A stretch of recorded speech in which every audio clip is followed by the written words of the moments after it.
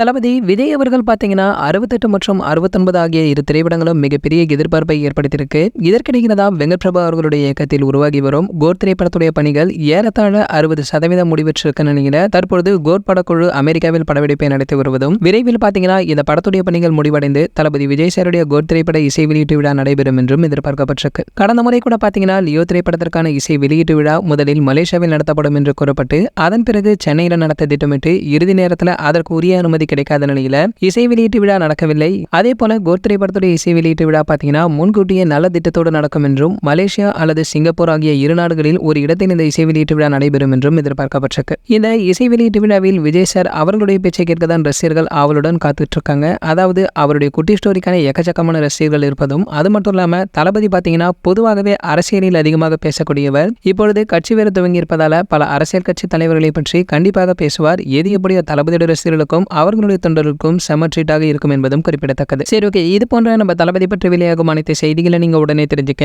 நம்மளுடைய தளபதி டாக்கீஸ் நம்ம சேனலை சப்ஸ்கிரைப் பண்ணிக்கங்க. பக்கத்தில் உள்ள பெல் ஐகானை கிளிக் பண்ணிட்டீங்கன்னா நீங்க நம்ம வீடியோவை மிஸ் பண்ணாம பார்க்கலாம்.